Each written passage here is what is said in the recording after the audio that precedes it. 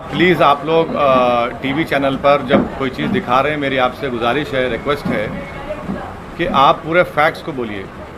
पहला फैक्ट ये है कि 1991 में ही ये इसी पॉइंट्स पर, इसी मुद्दों पर हाई कोर्ट ने स्टे दिया। वो स्टे वेकेट हुआ।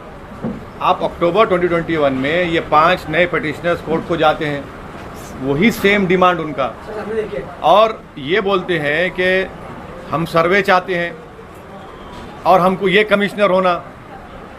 जो 91 में स्टे दिया गया था, इसी बार डिमांड के ऊपर कोर्ट ने बोला नहीं, आप जाकर लोअर कोर्ट जो है ऑर्डर दे देता है। तो हमारा बोलना है कि लोअर कोर्ट का ऑर्डर गलत है।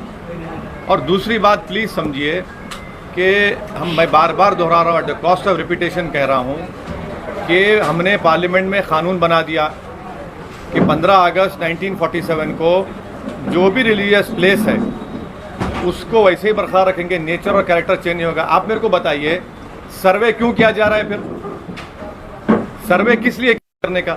और सुप्रीम कोर्ट ने जो बाबरी मस्जिद के टाइटल सूट में जो फैसला दिया, उसमें 5 जजेस ने कहा कि 91 का एक्ट भारत के संविधान के सेकुलरिज्म और बेसिक स्ट्रक्चर का हिस्सा है।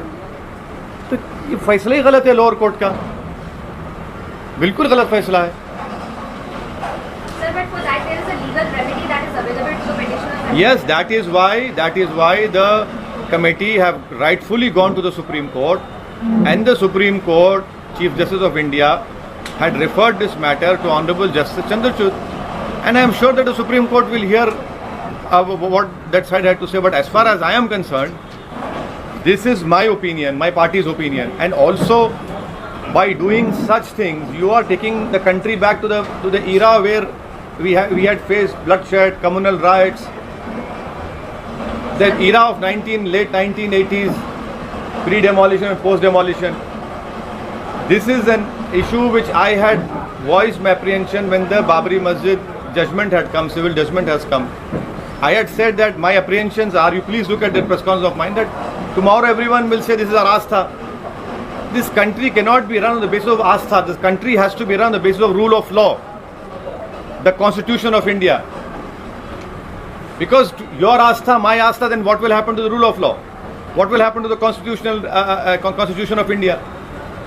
सर, यहाँ पे गुजरात कांग्रेस का ये आक्षेप है कि मुस्लिम वर्सेस मुस्लिम कैंडिडेट ऐसा हो रहा है, मुस्लिम इलाकों में मुस्लिम कैंडिडेट को खड़ा करके कहीं ना कहीं पोलराइजेशन किया जा रहा है। देखिए, राहुल गांधी कैसे हार गए?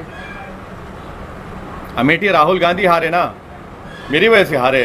अरे सुनो, आप यहाँ वहाँ की बात मत करो। आप वहाँ पर क्यों हार गए अमेठी को? मैं तो नहीं था वहाँ पर, अमेठी हार गए आप। आपके यहीं के एमएलए भाग गए बीजेपी में, मेरे से पूछ के गए। कर्नाटक में भाग गए बीजेपी में, राजस्थान में भाग गए, मध्य प्रदेश में तो सरकार गिर गई, कर्नाटक में सरकार गिर गई। आपकी वजह से बीजेपी सरकार कर्नाटक में बनी, मध्य प्रदेश में बनी। और एक बात सुनिए, 2018 में मध्य प्रदेश, राजस्थान, छत्तीसगढ़ का विधानसभा का चुनाव हुआ। आप तीनों स्टेट जीते ना कांग्रेस ने। और आप जब पार्लियामेंट का इलेक्शन होता है, आप सिर्फ एक लोकसभा जीतते। राजस्थान का मुख्यमंत्री का बेटा हार जाता, मैं लड़ा क्या वहाँ पर? ये आर्गुमेंट बिल्कुल गलत है। मैं भारत की लोकतंत्र में मुझे इख्तियार है कहीं भी इलेक्शन लड़ने का। आप क्या समझ रहे कि मुसलमान गुलाम है आपका? आपके मुसलमान को क्या यरगमाल बना के रखे, होस्टेज बना के रखे क्या आप? हम लड़ेंगे मुद्दों पर और उन पर छोड़ेंगे जनता के ऊपर, किसको वोट डाले ना डाले। आप मेरे खिलाफ नहीं लड़ते? हैदराबाद में इलेक्शन लड़ते ना मेरे खिलाफ तो राहुल गांधी आके कैंपेन किए, 2 दिन गुजारे वहाँ पर। मैं क्या रोया क्या छोटे बच्चे की तरह, क्यों आए बोल के? है ये रोना छोड़ो, मम्मी डैडी का ज़माना ख़त्म हो गया। एंटाइटलमेंट की पॉलिटिक्स नहीं चलने वाली है। आप राजनीति को एंटाइटलमेंट के नाम पे चलना चाहते कि हम फुला परिवार है। अरे भाई, तुम्हारा ये परिवार संघ परिवार से भी जरूरत नहीं है हमारे को।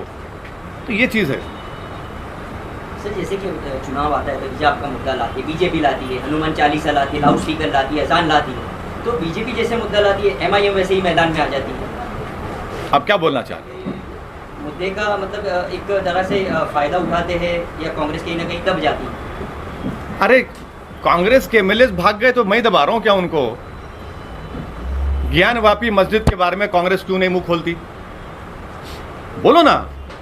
भाई पार्लियामेंट का एक्ट है ना, छोड़ दो मुसलमान की मस्जिद, तो छोड़ दो आप, आपको मुसलमान का और उस मस्जिद से वास्ता नहीं है, मानता हूं मैं, पर कानून से तो वास्ता है ना तुमको, बोलो ना उसके ऊपर कानून का ऐसा है। आज बोलते आप, इतने दिन से हम जब बोल रहे थे तो उनको मालूम हो गया कि अब तो मामला गर्म हो गया।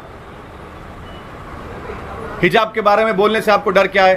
भाई मेरा कल्चर का हिस्सा है, मैं पहनना चाह रहा हूँ, मेरी बेटी पहनना चाह रही, कोई नहीं पहनता तो, कोई पहनना चाह रही तो आप क्यों नहीं बोलेंगे उस पर?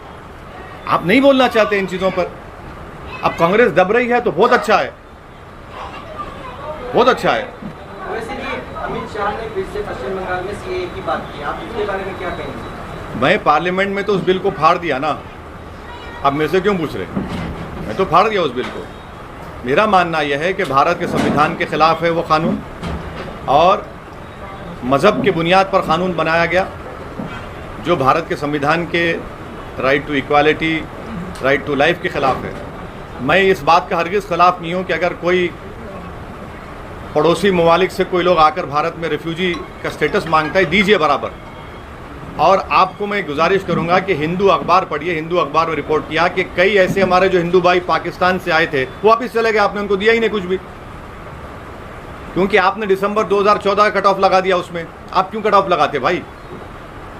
अगर कोई आ रहा है, पीड़ित आ रहा है, मजबूर होकर आ रहा है, तो आप देखिए ना उसके ऊपर, मगर रिलीजन को क्यों लेके आते आप?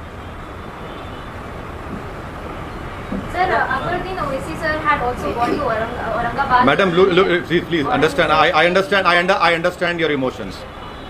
Mr. Akbaruddin Owaisi had gone to Aurangabad to lay a foundation stone for a school in which, irrespective of caste and religion, free education would be imparted to nearly, and once the building is completed, to nearly 800 to 1,000 students. That is why he went to Aurangabad. Now, unfortunately, you people have given a different color. But it is not. No. I am asking you, isn't that a ASI protected monument or not? And doesn't ASI comes under Narendra Modi or not? So is he also committing something wrong? Sir Gujarat में कितनी seat पर? गुजरात पे अच्छे सीटों पर चुनाव लड़ेंगे और अच्छी और तैयारी के साथ लड़ेंगे और इंशाअल्लाह कामयाबी मिलेगी। कितने सीट पर लड़ेंगे, कहाँ पर लड़ेंगे, अभी बहुत जल्दी है, मगर उसका फैसला जब होगा आपको साबिर भाई बताएंगे, जो हमारे गुजरात के अध्यक्ष हैं मजलिस के।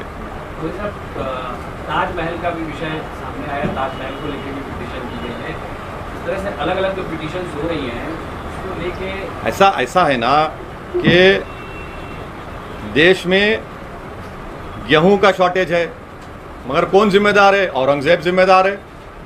देश में कोयला नहीं है, कौन जिम्मेदार है? बाबर जिम्मेदार है। देश में अनएम्प्लॉयमेंट नहीं है, कौन जिम्मेदार है? शाहजहां जिम्मेदार है। सबके लिए मुगल जिम्मेदार है ना, मोदी जी तो जिम्मेदार ही नहीं है। ये मोदी सरकार शॉर्टेज सरकार है। ये तो ना कोयला है, ना गेहूं है, ना रोजगार है, कीमतें आसमान को छू रही हैं और रुपया गिरते जा रहा है, तो शॉर्टेज सरकार बोलना चाहिए उसको। तो ताजमहल क्या है भाई? इतने साल के बाद हाई कोर्ट ने क्या कहा? देखिए, अभी मैडम का सवाल था, हाई कोर्ट में 2 जजेस ने कहा कि अब तुम कल बोलोगे हमारे चैम्बर में क्या हो रहा देखना चाह रहे हैं, उसको खारिज कर दिया। लोअर कोर्ट बोलता है नहीं, नीचे आके देख। अब बताइए, हाई कोर्ट में बोल रहा है ये। अच्छा, इनको अभी क्यों ख्याल आया ताजमहल में ये है? ये समझ में नहीं आया। मेरे को लगता है कि वो जो नीचे जाना चाहते हैं ना, वो देखना चाह रहे हैं, बुरा मत मानिए, जोक कर रहा हूँ, कि नरेंद्र भाई मोदी की डिग्री कहीं ना मिल जाए उसमें। एंटायर पॉलिटिकल साइड डिग्री जो नहीं मिलती है उसको देख रहे हैं शायद, कि भाई शायद वहाँ पर मिल जाए, वही लगता है। सर कल छापी जाने वाले हैं, पब्लिक गैदरिंग करने हाँ। क्या कुछ मुद्दे पे बात करने हैं? आइए ना, गरम भाषण होगा, आपको मुद्दा मिल जाएगा। हम जो बोलते हैं मुद्दा मिल जाएगा आपको। आइए फिर चलाइए, 6 PM 9 PM नेशनलिस्ट बैठे हैं टीवी पर। त्रिपुरा में फिर से एक बार बीजेपी ने सीएम बदल दिया है चुनाव से पहले।